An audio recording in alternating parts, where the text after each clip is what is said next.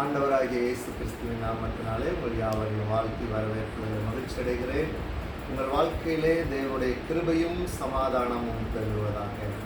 இந்த நாளிலும் கர்த்தருடைய வார்த்தை சங்கீதம் 121:2 சங்கீதம் 121:2 சொல்லுகிறது, வானத்தையும் பூமியையும் உண்டாக்கின கர்த்தரிடத்திலிருந்து எனக்கு ஒத்தாசை வரும். பிரியமானவர்களே, நம்முடைய ஒத்தாசை என்பது ஆங்கிலத்தில் சொல்லப்பட்டிருக்கிறது, my help comes from the Lord who made heaven and earth என்று சொல்லப்பட்டிருக்கிறது.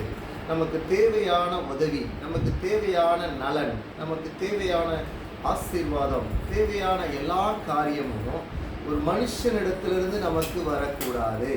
ஒரு மனுஷனிடத்திலிருந்து வராமல் அது தேவனிடத்திலிருந்து தான் வரும் என்று நமக்கு இந்த நாளிலே இந்த வார்த்தையின் மூலமாய் கர்த்தர் நமக்கு உறுதிப்படுத்துகிறார். பிரியமானவர்களே, உதவி என்பது அநேக நேரங்களிலே நாம் அநேக இடங்களிலே எதிர்பார்க்கிறோம். அநேகரை நாம் அப்படி இந்த உதவி அவர் செய்துவிட மாட்டாரா என்று எதிர்பார்க்கிறோம். சில நேரங்களிலே சில உதவிகளை அவர் செய்ய வேண்டும் என்று சொல்லி சிலரிடம் நாம் கேட்டு கூட சில நேரங்களிலே மனம் சோர்வடைகிறோம். அவர்கள் நம்மை தவறாய் நினைக்கிற சூழ்நிலை இருக்கிறது. ஒரு மனுஷன் நமக்கு உதவி செய்தால், அந்த மனுஷனிடத்திலிருந்து உதவி வந்தால் அது என்ன ஆகும் என்றால், ஒரு நாளில் அவர் சொல்லி காட்டுவார். ஒரு நாளில் அந்த உதவியை செய்ததற்கு தக்க ஈடாக வேறு ஏதாவது ஒரு நலனை, வேறு ஏதாவது ஒரு காரியத்தை உங்களிடமிருந்து எதிர்பார்ப்பார்.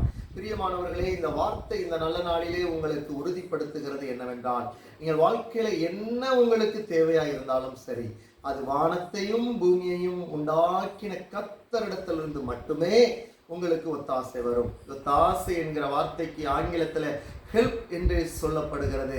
உங்களுக்கு ஆவிக்குரிய வாழ்க்கையில உதவி தேவைப்படும். பரிசுத்தமாய் வாழ, விசுவாசத்தில் குறைவுபடாமல் வாழ உதவி தேவைப்படும். இந்த உதவியும் வானத்தையும் பூமியும் உண்டாக்கின கர்த்தரிடத்திலிருந்து தான் வர முடியும். நீங்கள் உங்களுடைய சுய முயற்சியினால் இதை நீங்கள் பெற்று அனுபவிக்க முடியாது. அல்லது உங்களுடைய சபை போதகர் அல்லது ஊழியர் மூலமாய் கேட்கிற பிரசங்கத்தின் மூலமாய், இல்லது அநேக ஒரு ஊழியர் ஒருவர் உங்களுக்கு ஜெபிக்கிறதின் மூலமாய் உங்களுக்கு அந்த ஒத்தாசை கிடைத்து விடாது. இது கர்த்தரிடத்திலிருந்து மட்டுமே அந்த ஒத்தாசை கிடைக்கும். அப்படியே பாருங்கள், உலக பிரகாரமான ஆசீர்வாதமும் அப்படியே.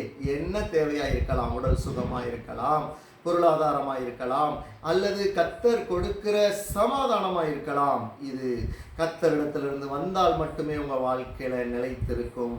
பிரியமானவர்களை, இந்த வார்த்தை இன்னொரு முறை வாசித்து நான் ஜெபிக்க விரும்புகிறேன். வானத்தையும் பூமியையும் உண்டாக்கின கர்த்தரிடத்திலிருந்து.